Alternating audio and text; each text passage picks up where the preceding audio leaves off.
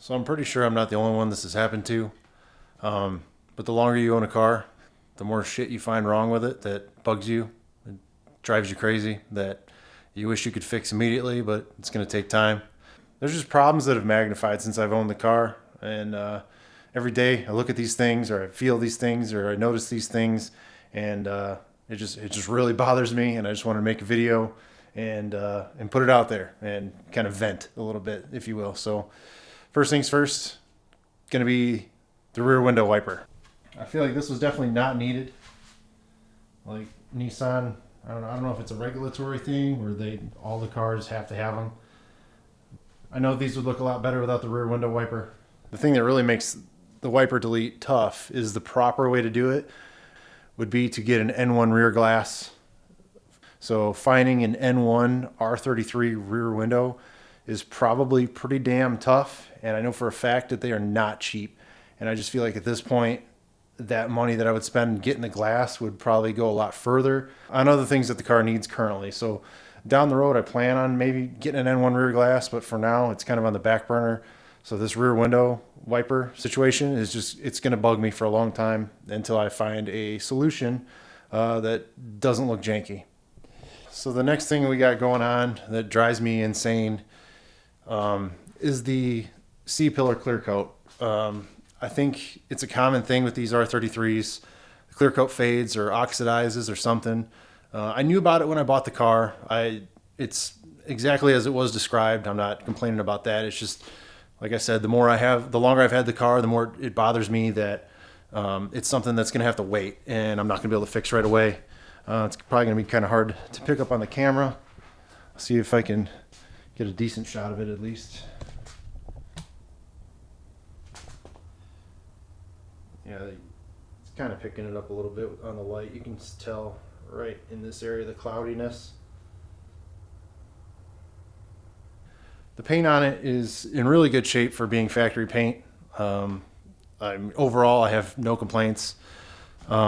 Just it looks like the C-pillar oxidized, and at some point someone tried correcting it, buffing it out, paint correcting it, and it wasn't fully done correctly, in my opinion. You would probably, I don't know. I'm not an expert body guy, an expert painter, or anything like that, but I'm assuming that the only correct way to fix this would be a respray on the clear at least, or I don't know if you would have to respray the base and the clear, the whole quarter or whatever. But this is it's another one of those things that every time I see it, I'm like, dang man, like I wish it wasn't here, but not the end of the world. While we're talking about the C-pillar area, one of the other things I've noticed that has been getting worse since I've owned the car, because I've washed it a few times now, is the rear window trim on the passenger side. It's starting to wear on the bottom here. See if the camera can pick it up.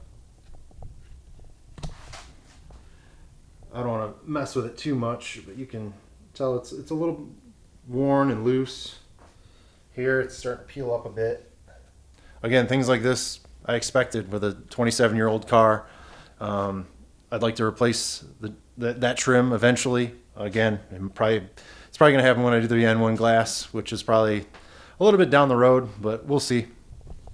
So I guess we'll take a break from the rear of the car for a minute. I'm sure we're going to get back to that here in a second, but the paint, like I said before, the paint on this car it's very good. It's nice. There's hardly any scratching that you can notice unless you're like really looking for it. But the one that stands out the most to me is on the hood. It looks like somebody took their fingers and like ran it across the hood, and it's like it's not super deep scratches in the clear coat, but you can tell that it's definitely there. There, that's a good shot of it right here in this area. That's probably all I'm going to be able to pick up, but it runs the whole length of the hood all the way to the driver's side fender. Very unfortunate. There is getting back to the rear of the car again. The spoiler blade has some of the same scratching on it. Like I don't know. This is probably gonna be a little bit easier to see. Oh yeah, the camera picks it up on the spoiler good. This is basically the same scratching that's on the hood. That picks it up really well. Yeah, so my guess is that someone was either not paying attention, had some dirt on their hands, wiped it on the wing blade, wiped it on the hood, whatever. Obviously, it's something that's a little bit easier to fix. You can do it with paint correction. I plan on having it paint corrected and PPF probably. I'm personally not comfortable enough doing paint correction myself. I do have some buddies that have experience with it. They're probably going to help me out with it. Probably try to do it as much as I can because I would like to do as much work on this car as I can. I do have experience with, working on stuff, and I feel like I'm pretty capable, and plus it's cheaper to do it yourself. And I just feel like it gives you more of a sense of pride owning the car if you put all the work into it. But I don't know. That's just me. All right, next thing we have over here, driver's side door. There's some dings in it. There's some small paint chips. It's right on the edge of the door. So in my research, this is going to be something that's going to be kind of difficult just to fix with like just a paint chip correction. It looks like you're probably going to have to maybe do a respray on the door, but I don't know. It's another one of those things that it's going to be more hassle than it's worth. And I'll probably just end up trying to touch it up the best I can.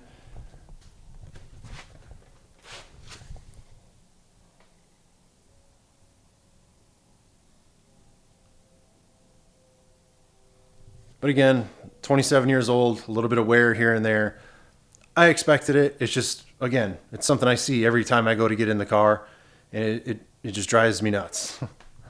Next couple here are in the engine bay, kind of quick. They're both easy to fix, but like I said, it just bugs the shit out of me that like the first thing that I saw when I opened the hood when I took delivery of this car was this.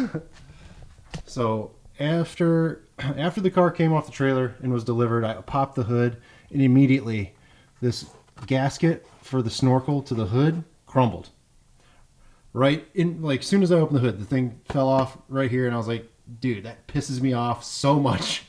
Again, easy fix. It's just one of those things that, really bothered me. Opened the hood for the first time. I'm expecting to see this awesome engine, all these pictures that I've seen, the description.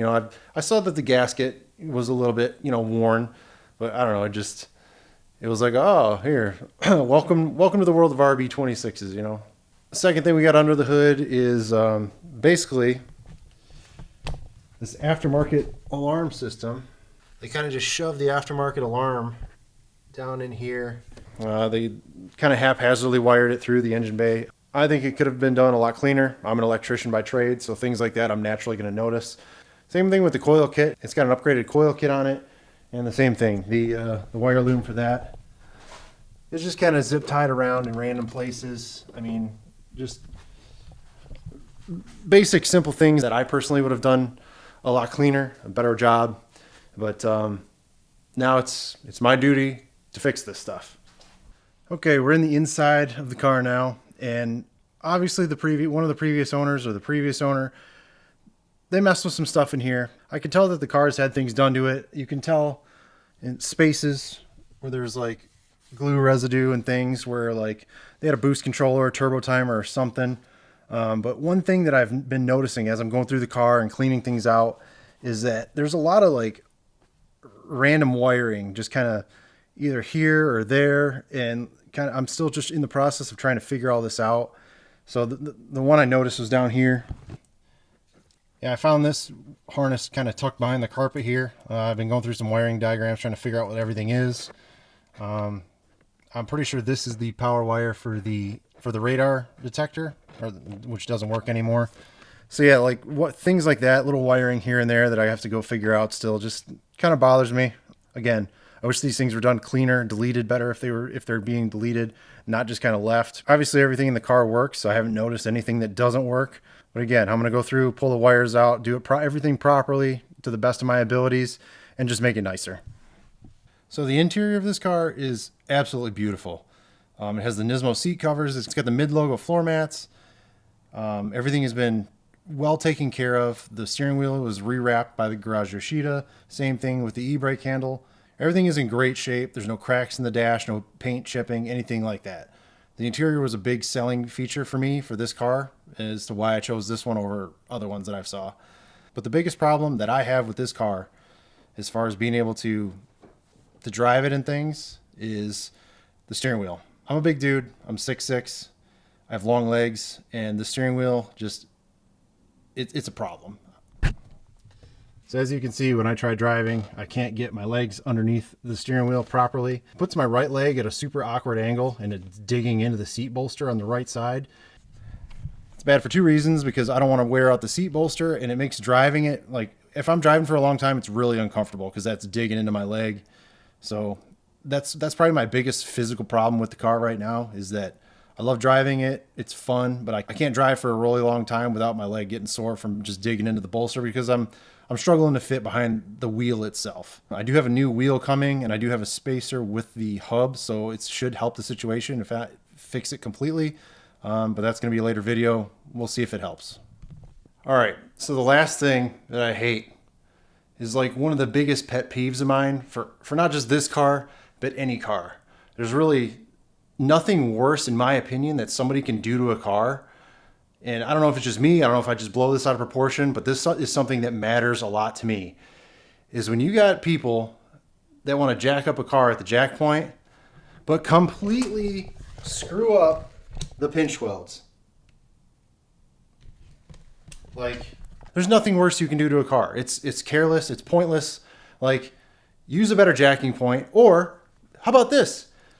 These things are $5 on Amazon. If you work on cars and you don't have one of these, what the hell are you doing, man? Like, this pisses me off so bad to see cars that just get the pinch welds destroyed because somebody didn't want to use a $5 piece of rubber with a slit cut into it to protect the pinch weld.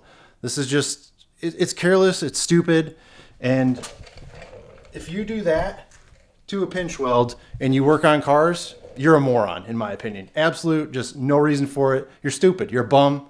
Quit working on cars. So that's my big rant. It's important to me. It matters because, in my opinion, like when you do something like this to a car, to a pinch weld, like it's hard as shit to fix properly. It really is. And I knew about this when I bought the vehicle. I saw it in the pictures. I didn't like it, but I would have gladly paid $10,000 more for this car if these pinch welds weren't like this. Honestly, it means that much to me.